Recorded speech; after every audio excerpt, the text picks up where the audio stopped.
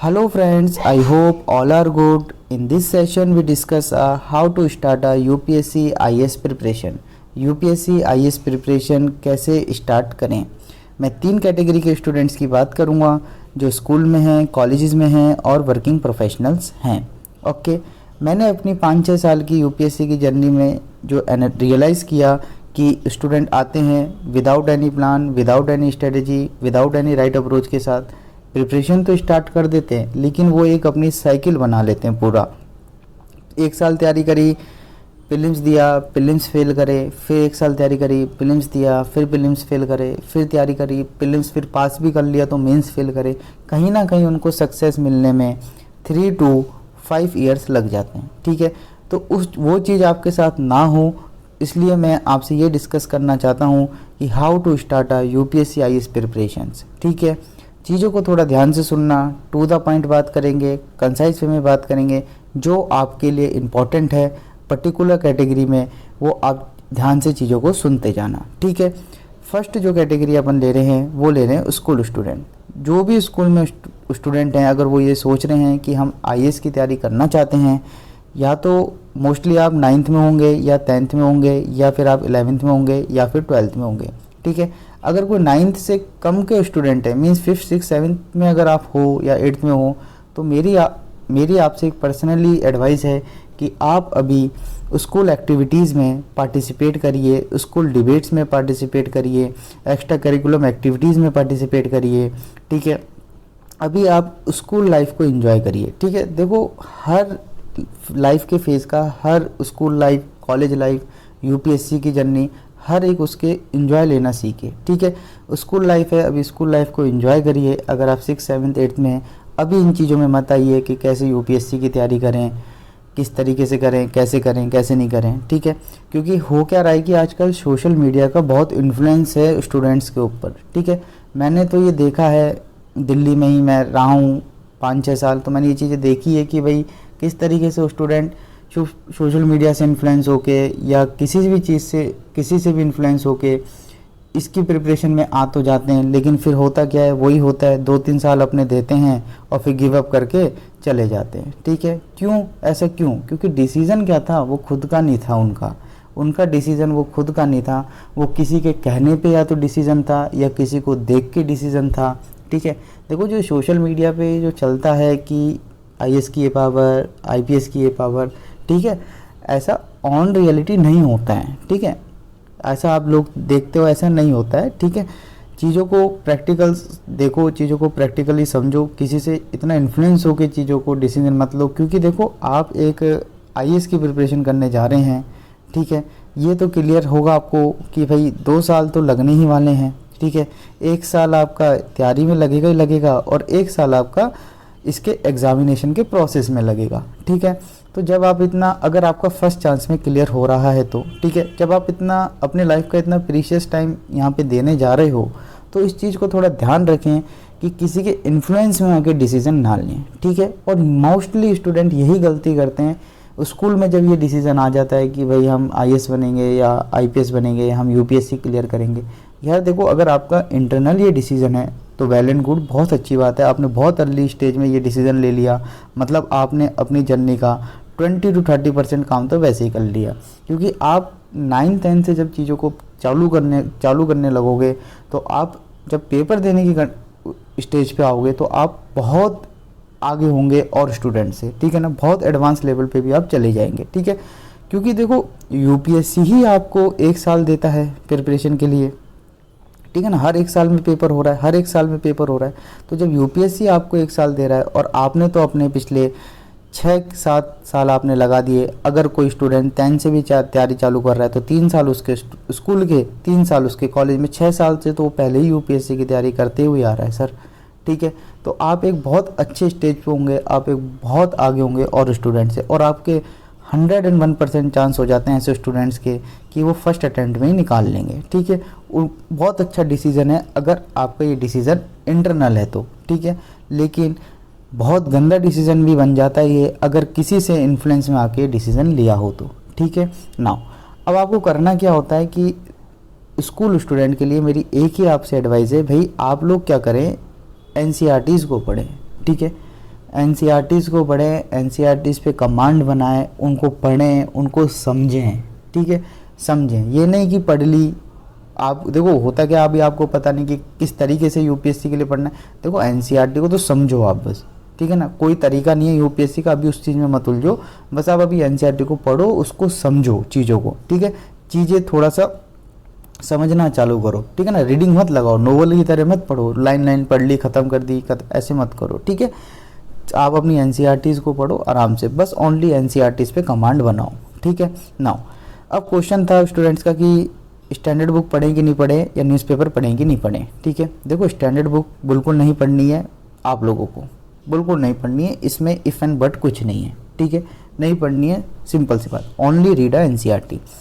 एक क्वेश्चन था कि न्यूज़पेपर पढ़ें कि नहीं पढ़ें। देखो आप अभी 9th में हो या 10th में हो, 11th 12th जिस भी आप क्लास में हो, मैंने आपसे पहले कहा जो भी अगर 9th से 6 से 8 तक के स्टूडेंट हैं, मेरी उनसे एडवाइस है आप अभी अपनी स्कूल एक्टिविटीज़ में पार्टिसिपेट करें, क्योंकि हर टाइम पीरियड, हर फेज़ का एंजॉय लेना सीखें। स्कूल लाइफ है, स्कूल लाइफ को एंजॉय करें, क्योंकि हर चीज़ से कुछ सीखने को मिलता है। स्कूल लाइफ आपको कुछ सिखा के जाएगी, कॉलेज लाइफ आपको कुछ सिखा के जाएगा, और यूपीएससी की जर्नी आपको कुछ सिखा के जाएगा, ठीक है, तो उसको स्किप ना करें, ठीक है।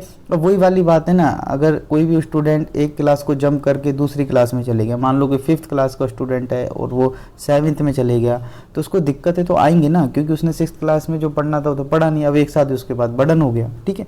तो ऐसे चीज़ों को स्किप मत करो, अपनी स्कूल लाइफ को समझो, स्कूल लाइफ को एंजॉय करो, अभी एक्टिविटीज़ में पार्टिसिपेट करो, क्योंकि ये भी आपकी पर्सनैलिटी को डेवलप करता है, ठीक है। और डिबेट में पार्टिसिपेट करो, आप एक्स्ट्रा करिकुलम एक्टिविटीज़ में पार्टिसिपेट करो, आप स्पोर्ट में पार्टिसिपेट करो, ठीक है। वही चीज़ मैं आपसे कहता हूँ कि लाइफ का हर फेज़ कुछ ना कुछ सिखा के जाता है, इसलिए स्कूल लाइफ कुछ सिखाएगा, कॉलेज लाइफ कुछ सिखाएगा, यूपीएससी की जर्नी भी बहुत कुछ सिखा देता है, ठीक है। सिलेक्शन हो नहीं हो, लेकिन बहुत चीज़ सीखने को मिल जाती है, ठीक है। नाउ फिर क्वेश्चन था न्यूज़पेपर पढ़ें कि नहीं पढ़ें। देखो न्यूज़पेपर की ऐसी बात है कि मैं अपना पर्सनली बताऊंगा, अभी आपको कोई न्यूज़पेपर नहीं पढ़ने चाहिए। अब काफ़ी लोग ये कह देते हैं कि भैया न्यूज़पेपर की हैबिट डाल लो, ठीक है, अभी से हैबिट डाल लोगे तो अच्छा रहेगा, बाद में यूपीएससी की जब तैयारी चालू करोगे, जब एग्ज़ाम की तैयारी चालू करोगे तो बहुत अच्छा रहेगा, ठीक है। आपने कह तो दिया उस स्टूडेंट से जो स्कूल में है, 9th 10th क्लास का एक स्टूडेंट है, कि आप न्यूज़पेपर पढ़ लो, हिंदू पढ़ लो, इंडियन एक्सप्रेस पढ़ना चालू कर दो, ऐसे आपको बहुत मिल जाएंगे, ठीक है, किसी भी प्लेटफॉर्म पे सुनने को मिल जाएगा ये सब। देखो मैं आपको बताता हूँ प्रैक्टिकली क्या हो जाता है। आपने न्यूज़पेपर उनके कहने से स्टार्ट तो कर दिया, ठीक है, आपको बेसिक कुछ पता नहीं, आपको अभी ये पता नहीं इन्फ्लेशन क्या होता है, आपको रेपो रेट पता नहीं क्या होता है, आपको ये पता नहीं कि नाटो कैसे फॉर्म हुआ है, आपको ये पता नहीं है कि कौन कौन सी क्लाइमेटिक कंडीशंस हैं, आपको ये नहीं पता है कि कितने तरीके की ट्रेड पॉलिसीज़ होती हैं, आपको क्या इंडियन एक्सप्रेस में है और क्या हिंदू में समझ आएगा भाई। और जब ये चीज़ समझ नहीं आएगा तो आपका क्या होगा, सारा इंटरेस्ट ख़त्म हो जाएगा, और जैसे ही इंटरेस्ट ख़त्म हो जाएगा आपने वैसे ही चीज़ों को गलत चालू कर दिया, आपने वैसे ही चीज़ों को रॉन्ग डायरेक्शन में चालू कर दिया, क्योंकि जब भी किसी भी चीज़ में इंटरेस्ट गया चीज़ें वहीं चेंज होना चालू हो जाती है, ठीक है। फिर जो आप अपना ड्रीम रखते हो यूपीएससी का, आईएएस का, आईपीएस का, वो सारा वहीं ख़त्म हो जाएगा, ठीक है।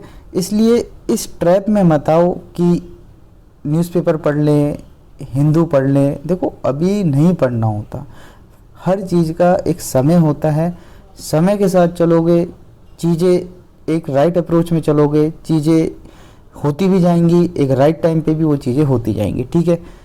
इसलिए मैं कह रहा था कि न्यूज़पेपर नहीं पढ़ना है। क्यों नहीं पढ़ना है समझिए अब, ठीक है। नाउ ये 2 क्वेश्चन थे, अगर इसके अलावा भी कोई आपका क्वेश्चन हो, जो भी स्कूल स्टूडेंट हैं, तो कमेंट में पूछ लीजिएगा, मैं वहाँ पे आपका डाउट क्लियर कर दूंगा, ठीक है। टेलीग्राम ग्रुप भी ज्वाइन कर सकते हैं, उसका लिंक जो है डिस्क्रिप्शन में प्रोवाइड करवा देंगे, ठीक है। नाउ सेकंड कैटेगरी अपन लेते हैं भाई, कॉलेज स्टूडेंट। देखिए आप अगर कॉलेज स्टूडेंट में हो 3 कैटेगरी होगी, फर्स्ट ईयर, सेकंड ईयर या थर्ड ईयर, ठीक है। बीटेक हो 4 या फिर एमबीबीएस हो तो 5, ठीक है ना। यही होगा ना। आपको क्या करना है, देखो आपको सबसे पहले foremost understand the exam demand. ठीक है, एग्ज़ाम डिमांड, एग्ज़ाम को पहले समझो कि ये एग्ज़ाम चाहता क्या है, ये एग्ज़ाम आपसे क्या पूछना चाहता है। ठीक है, इस एग्ज़ाम की डिमांड क्या है। ठीक है, पहले उसको समझो। और बहुत पढ़ा है, इतनी मटेरियल पढ़ा है, देखो आजकल तो इतना ऑनलाइन का वो हो गया है कि सब चीज़ आपको ऑनलाइन अवेलेबल हो जाएगी। ठीक है, और किसी से भी ऐसा कुछ पूछने की भी ज़रूरत नहीं है कि क्या करे क्या नहीं करे, सब कुछ मार्केट में पड़ा है। बस आपके अंदर एक इंटरनल विल होनी चाहिए चीज़ों को ढूंढने के लिए, चीज़ों को करने के लिए, तो चीज़ें हो जाती हैं। ठीक है, और वैसे तो फिर उसको कितना ही लेके बैठे रहो, फिर तो बैठे ही रहोगे। ठीक है, इसलिए कह रहा हूँ पहले, सबसे पहले एग्ज़ाम की डिमांड को समझो कि ये एग्ज़ाम चाहता क्या है। अगर आपने इस चीज़ को समझ गए ना, मैं आपसे रियलिटी कह रहा हूँ कि आपने अपनी प्रिपरेशन का 20 to 30% काम जो है, लोड जो है वो कम कर लिया। ठीक है, क्योंकि बच्चे क्या हैं, अभी स्टूडेंट क्या हैं कि इसकी डिमांड को ही नहीं समझ पाते हैं। ठीक है, जिस दिन आपने इसकी डिमांड को समझना चालू कर दिया कि पेपर चाहता क्या है, ये एग्ज़ाम चाहता क्या है, इसकी रिक्वायरमेंट क्या है, आप उस चीज़ को आराम से क्लियर कर लोगे। ठीक है ना। उसके बाद आपने जैसे ही एग्ज़ाम की डिमांड को समझा है, उसके बाद आपको मूव ले लेना है किस पे, एनसीईआरटीज़ पे। फिर आप एनसीईआरटी पढ़िए। ठीक है, एनसीईआरटी बेसिक्स है, पहले भी अपने बेसिक्स क्लियर करिए।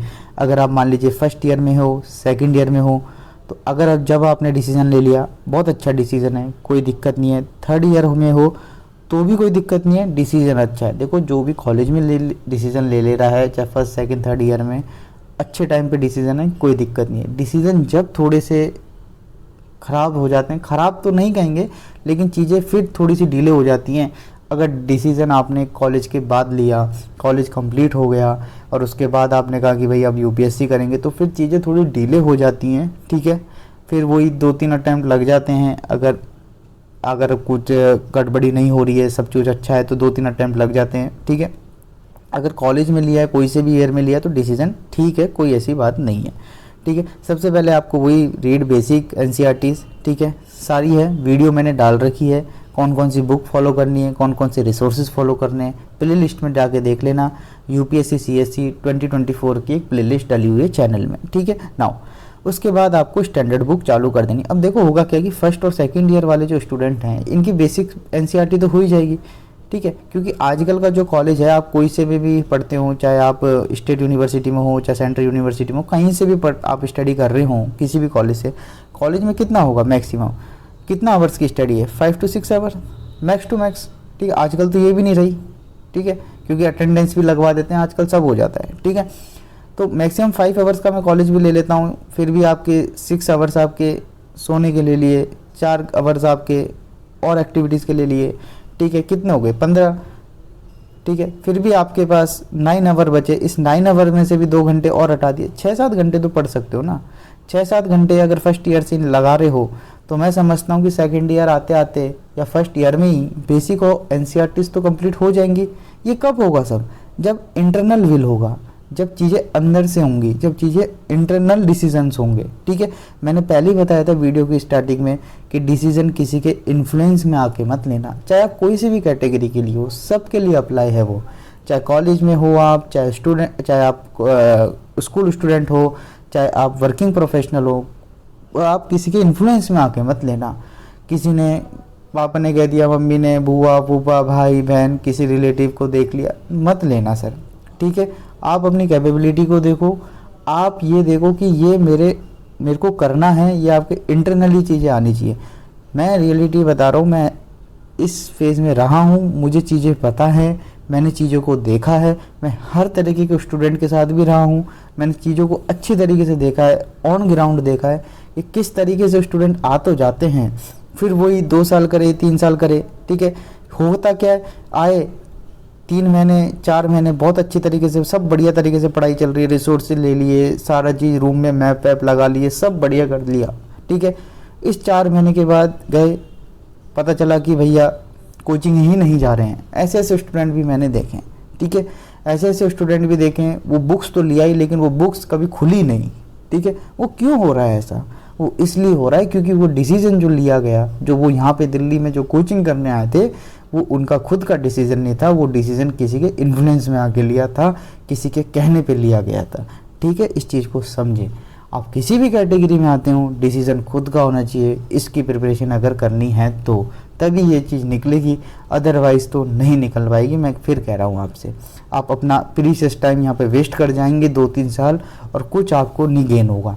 मैं फिर कहता हूँ, देखो सिलेक्शन होना ना होना एक अलग चीज़ है, लेकिन आपने अगर इंटरनल विल से अगर चीज़ों को करा है, अगर आपने इंटरनल विल से पूरे मेहनत करी है, सिलेक्शन हो चाहे नहीं हो, आपको इतना एक अच्छे लेवल पे पहुंचा देगी ये प्रिपरेशन कि आप कुछ ना कुछ तो अपनी लाइफ में कर ही लोगे। ठीक है, चीज़ें अगर इंटरनली होंगी तो। ठीक है, इन्फ्लुएंस वे में अगर कर रहे हो, किसी को देख के कर रहे हो, किसी को सुन के कर रहे हो, सोशल मीडिया से इन्फ्लुएंस होके आगे कुछ नहीं गेन करोगे, अपनी लाइफ का सारा टाइम वेस्ट कर जाओगे। ठीक है, नाउ स्टैंडर्ड बुक्स पढ़नी है भैया आपको। अगर आप फर्स्ट सेकेंड ईयर में हो, बेसिक्स हो गया है, एनसीईआरटीज़ हो गई हैं, तो स्टैंडर्ड बुक पे मूव कर जाना।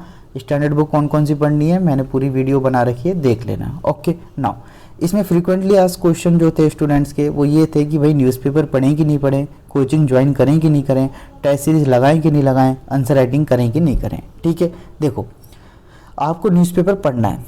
ठीक है, अब आप बिल्कुल आप अपने प्रिपरेशन की फेज़ में ही समझो अपने आप को। ठीक है, आप अपने आप को इस तरीके से समझो कि मुझे नेक्स्ट ईयर ही पेपर देना है। आपको भले ही 2 साल बाद देना हो चाहे 3 साल बाद देना है, आपको अपने माइंड में ये रहना चाहिए कि मुझे नेक्स्ट ईयर पेपर देना है। क्योंकि जब आप इस चीज़ को माइंड में लेके चलोगे ना, तो आप चीज़ों को बहुत इफेक्टिव वे में करोगे। ठीक है, अब पहले ही सोच लिए भैया 4 साल बाद पेपर देना है, अब पहले ही इतने डिमोटिवेट हो गए। ठीक है, तो ये कह के चलना है कि पेपर ही नेक्स्ट ईयर देना है, तो आप इतना इंटरनली मोटिवेट रहोगे कि आप चीज़ों को बहुत इफेक्टिव वे में और बहुत जल्दी कवर करके चलोगे। ठीक है, तो भैया आपको न्यूज़पेपर पढ़ना है, बिल्कुल पढ़ना है। ठीक है, कैसे पढ़ना है कैसे नहीं पढ़ना, उस वीडियो में मैंने जो रिसोर्सेज वाली स्ट्रेटेजी वाली बना रखी है उसमें देख लेना, मैंने बता रखा है। अब आती है कोचिंग ज्वाइन करें कि नहीं करें। ये कॉलेज स्टूडेंट के अंदर काफ़ी डाउट हो जाता है। देखो यार, अगर आपने कॉलेज लाइफ से ये डिसीज़न ले लिया है, आपने डिसीज़न के साथ प्रिपरेशन भी करी है, बेसिक्स पढ़ लिया है, स्टैंडर्ड बुक कवर कर ली हैं, तो मेरी पर्सनली एडवाइस है आपसे, बिल्कुल कोचिंग नहीं लेनी है, बिल्कुल कोचिंग नहीं लेनी है। ठीक है, अब इसमें 2 कैटेगरी बन जाती है कि भैया एक स्टूडेंट वो होते हैं उनके कोचिंग के बगैर उनका काम नहीं चलता है, एक स्टूडेंट ऐसे होते हैं कि उनको कोचिंग के बगैर भी काम चल जाता है। ठीक है, तो वो आप अपने को देख लेना कि आप किस कैटेगरी में हो। देखो ये मैं प्रैक्टिकल बात कर रहा हूँ, काफ़ी स्टूडेंट ऐसे होते हैं और आपने भी देखे होंगे ऐसे कि उनको कोचिंग चाहिए ही चाहिए, चाहे वो पढ़ने में कैसी हो, चाहे बहुत ही अच्छे स्टूडेंट हो, ठीक है, चाहे बहुत ख़राब भी हो। ठीक है, मतलब उनको एक है मतलब फोबिया टाइप समझ, कुछ भी समझ लो आप, उनको एक है कि उनको कोचिंग करनी ही करनी है। ठीक है, अगर आप उस कैटेगरी में हो तो without any wasting a time कर लेना कोचिंग ज्वाइन। लेकिन अगर आप उस कैटेगरी में नहीं हो तो मैं आपको पर्सनली एडवाइस करूंगा कि अगर आप कॉलेज स्टूडेंट हो, प्रिपरेशन आपने कॉलेज टाइम से चालू कर दी है, तो कोई कोचिंग लेने की ज़रूरत नहीं है। ठीक है, टेस्ट सीरीज़ ज्वाइन करें कि नहीं करें, बिल्कुल ज्वाइन नहीं करनी है। ठीक है, जब पेपर देना हो जिस ईयर में, उससे 1 साल पहले टेस्ट सीरीज ज्वाइन कर लेना। और मेरी आपसे पर्सनली एडवाइस है, इस चीज़ को ध्यान में रखना, प्रीलिम्स की टेस्ट सीरीज़ बिल्कुल भी ज्वाइन मत करना। अगर इस पेपर को सही टाइम पे निकालना है तो प्रीलिम्स की टेस्ट सीरीज़ बिल्कुल ज्वाइन मत करना। मेंस की टेस्ट सीरीज़ कह रहा हूँ मैं, मेंस की टेस्ट सीरीज़ को ज्वाइन कर लेना। ठीक है, मैं आपसे इस चीज़ को रिक्वेस्ट कर रहा हूँ कि प्रीलिम्स की टेस्ट सीरीज़ को मत ज्वाइन करना, लेकिन मेंस की टेस्ट सीरीज़ को ज्वाइन कर लेना। ठीक है, बट जिस साल पेपर देना है उससे 1 साल से पहले। ठीक है, मान लो 24 में अगर आप पेपर देने वाले हो और कॉलेज अभी ख़त्म हुआ है 23 में, तो अब आप टेस्ट सीरीज ज्वाइन कर सकते हो, अगर ये काम हो गया हो तो। इस चीज़ का ध्यान रखना, अगर ये ऊपर के 3 काम हो गए हों, चीज़ों को समझ लिया है कि डिमांड क्या है पेपर की, एनसीईआरटीज़ कवर हो गई हैं, स्टैंडर्ड बुक कवर हो गई है, तो फिर अब आप टेस्ट सीरीज ज्वाइन कर सकते हो। आंसर राइटिंग कब से करें, देखो आंसर राइटिंग कब से करनी है ये आपको मैंने उस स्ट्रेटेजी वाली जो वीडियो में है और बुक्स वाली जो वीडियो में है, रिसोर्सेज वाली जो वीडियो, उसमें मैंने बता रखा है। फिर भी मैं यहाँ बता देता हूँ, आपको थोड़ा आइडिया दे देता हूँ, वो भी वीडियो देख लेना, पूरा आइडिया आपको लग जाएगा। आपको आंसर राइटिंग करनी है कॉलेज स्टूडेंट को, लेकिन कब करनी ये सुन लेना। एनसीईआरटी कर लेना, पहले एनसीईआरटी करना अच्छे से। ठीक है, एक बार जब फर्स्ट रीडिंग हो जाए स्टैंडर्ड बुक्स की ठीक है। उसके बाद फिर आंसर राइटिंग पे आ जाना, ठीक है। पहले क्या करोगे, पहले एनसीईआरटी करोगे, फिर बेसिक बुक करोगे, और उसके बाद एक रीडिंग होने के बाद उसके बाद फिर आंसर राइटिंग आ जाना, ठीक है। अब आंसर राइटिंग किस बेसिस पे करनी है वो मैंने वहाँ बता रखा है, ठीक है। तो यही क्वेश्चन थे आपके लिए भी सेम। अगर कोई भी क्वेश्चन हो कमेंट में डाल देना, मैं आपको वहाँ पे पूरा कोशिश करूँगा कि आपके डाउट को सॉल्व कर दूँ, ठीक है। टेलीग्राम ग्रुप ज्वाइन कर लीजिएगा और उसका लिंक मैं डिस्क्रिप्शन में प्रोवाइड करवा दूँगा ना। थर्ड कैटेगरी आती है, वो आती है वर्किंग प्रोफेशनल, ठीक है। देखिए आपको भी वही काम करने, अब आप वर्किंग प्रोफेशनल हो ऐसा तो है नहीं आपके लिए कोई शॉर्टकट है। देखो शॉर्टकट तो इसकी यूपीएससी की प्रिपरेशन में कुछ होता ही नहीं है, ठीक है। और जिस तरीके से जो लेवल अभी बढ़ा है, 2023 के जो प्रीलिम्स हुआ, जिसने दिया होगा देखा होगा तो वो उस चीज़ को खुद रियलाइज़ कर पा रहा होगा कि शॉर्टकट वाली चीज़ तो कुछ होती नहीं है। भैया you are preparing for the civil services और आप यहाँ पे शॉर्टकट की ढूंढ रहे हो, तो फिर तो आप पहले ही चीज़ें गलत वे में ले जा रहे हो, ठीक है। आपको भी सेम चीज़ करनी है, एग्ज़ाम की डिमांड को पहचानना है, एनसीईआरटीज़ को पहले पढ़ना है, स्टैंडर्ड बुक्स को पढ़ना है। आपके लिए दो चीज़ मेरी तरफ से एडवाइस है, इन चीज़ों को आप मस्ट ध्यान रखना। आप अपने रिसोर्सेज को बहुत मिनिमम रखना, ठीक है। आपको चीज़ों को डाइवर्ट नहीं करना है, आपको सीधा रिसोर्सेज को बहुत मिनिमाइज रखना है, ठीक है। अब कौन कौन से रिसोर्सेज हैं वो मैंने लिस्ट दे दी है, और आप वर्किंग प्रोफेशनल हो तो आपको थोड़ा बहुत आइडिया भी होगा, ठीक है, चीज़ें कैसे है क्या है नहीं है, तो वो वीडियो को देख लेना, मैंने रिसोर्सेज वहाँ दे रखे। आपको बहुत ही मिनिमम रिसोर्स रखना है, उसका मैंने इसलिए कहा क्योंकि आपके साथ सबसे बड़ी प्रॉब्लम है टाइम मैनेजमेंट की, ठीक है। आपकी कैटेगरी जो है वर्किंग प्रोफेशनल्स की, टाइम मैनेजमेंट की सबसे ज़्यादा प्रॉब्लम है।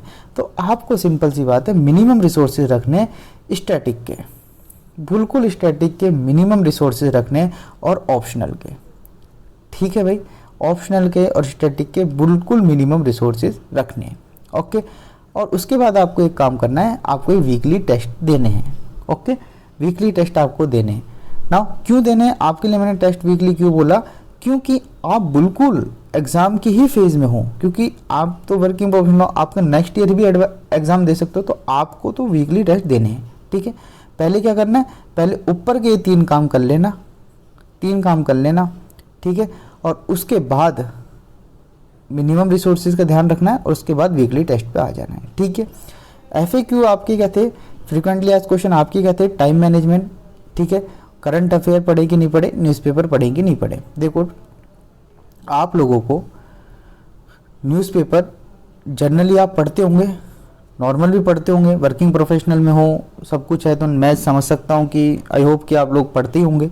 जब आप अपना लोकल न्यूज़पेपर पढ़ते हो तो इससे बढ़िया मैं आपको एडवाइस करूँगा कि आप अपने एग्जाम ओरिएंटेड न्यूज़पेपर पे आ जाओ, हिंदू पे आ जाओ या इंडियन एक्सप्रेस पे आ जाओ। एक क्वेश्चन स्टूडेंट का ये और था, कौन सा न्यूज़पेपर पढ़े, मैंने हालांकि वहाँ क्लियर कर रखा है, फिर बता देता हूँ, कोई सा भी पढ़िए आप, लेकिन एक पढ़िए, ठीक है। आप न्यूज़पेपर पढ़िए, ठीक है, लेकिन आपको यहाँ पे क्या ध्यान रखना है, आपको न्यूज़पेपर पे 20 से 25 मिनट से ज़्यादा नहीं देने हैं, ठीक है। क्योंकि आपके साथ सबसे बड़ी प्रॉब्लम क्या है, टाइम, ठीक है। वर्क भी करना है, पढ़ाई भी करनी है चीज़ों को, और पढ़ाई भी करनी है, और वो भी यूपीएससी की तैयारी करनी है, ठीक है। तो आपको न्यूज़पेपर पढ़ना है, लोकल तो पढ़ते ही हो, तो लोकल की जगह आप अपना हिंदू पढ़ लो या इंडियन एक्सप्रेस पढ़ लो, थोड़ा टाइम दीजिए। मैं भी चालू करने वाला हूँ अभी करंट अफेयर बेसिस पे, मैं वीकली चालू करूँगा, आप उसको भी देख लीजिएगा। एक घंटे 1.5 घंटे का सेशन रखेंगे, उसमें आपका पूरा एक वीक का हो जाएगा। महीने का 5 से 6 घंटे का सेशन होगा, आपका पूरा मंथ का हो गया। नहीं तो आपको क्या करना है, करंट अफेयर के लिए आपको मंथली मैगजीन बिल्कुल फॉलो नहीं करनी है, ठीक है, क्योंकि आपके पास टाइम नहीं है, ना आपको वीकली करना है ना मंथली करना है। आपने क्या करना है, 365 आती है विज़न की, सीधा उठाना है, पेपर से पहले 2 महीने पहले आ जाती है, वहाँ से आपका कवर हो जाएगा। और अगर आप न्यूज़पेपर थोड़े बहुत पढ़ते आ रहे हो तो थोड़ा बहुत आपको चीज़ें आइडिया में रहेंगी। तो आपको करंट अफेयर मंथली मैगजीन के चक्कर में नहीं फंसना है, आपने सीधे 365 को उठाना है, ठीक है। टाइम मैनेजमेंट कैसे करें, देखो नॉर्मली तो यही होता है मेरे हिसाब से, मैंने जहाँ तक देखा है कि या तो 9 to 5 होगा आपका ऑफिस, या हो क्या सकता है, या फिर 11 to 7 भी होता है काफ़ियों का, ठीक है। लमसम सारा कुछ काट पीट के सोना, ऑफिस, खाना और सब एक्टिविटी को लेके 4 आवर मैक्सिमम बचते हैं आप लोगों के पास, मैक्सिमम। लेकिन ये थोड़ा सा काटना पड़ेगा, थोड़ा सा सोना कम पड़ेगा, थोड़ा सा अदर एक्टिविटीज़ में पार्टिसिपेट करना कम करना पड़ेगा, घूमना कम करना पड़ेगा, जो वर्किंग प्रोफेशनल तैयारी करना चाहते हैं। तो ऑल एन एवरेज मैं 4 आवर मान लेता हूँ, ठीक है। अब इस 4 आवर में ही आपको सब चीज़ करनी है, ठीक है। अब क्या करना है, इस चीज़ को आपको मैनेज करके चलना है। या तो मैं आपको पहले आपसे एडवाइस करता हूँ, ये 4 आवर को 2 पार्ट में डिवाइड कर लेना, हो सके तो 2 एंड 5 2.5 घंटे मॉर्निंग में रखना और 1.5 घंटे आफ्टर ऑफिस रखना, क्योंकि इंसान ऑफिस जाने के बाद बिल्कुल थक जाता है, ठीक है। तो इतना नहीं दे पाता अपनी पढ़ाई को, अगर दे भी रहा है तो इतनी एफिशिएंसी नहीं आती और एक इफ़ेक्टिव आउटपुट नहीं आता, ठीक है। तो आपने क्या करना है, आपका 4 घंटे आपको मैक्सिमम मिलना है। अगर आपको 5 मिल रहे हैं तो फिर आप क्या करें, 3 घंटे सुबह दे दें और 2 घंटे बाद में दे दें, ठीक है।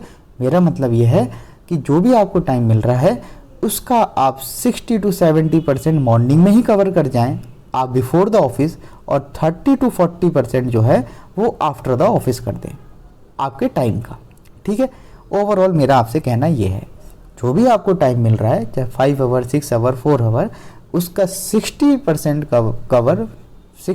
कवर आप मॉर्निंग में कर जाएं और 30 to 40% टाइम जो है आप वो आफ्टर ऑफिस कवर कर लें, जो भी आपको टाइम मिल रहा है, ठीक है। जैसे मैंने आपको एग्जांपल दे दिया है, ठीक है। इस तरीके से आप टाइम मैनेजमेंट करेंगे तो आपको एक इफेक्टिव रिजल्ट आने को मिलेगा। चीज़ें प्रैक्टिकल हैं सारी, ठीक है, कर सकते हैं।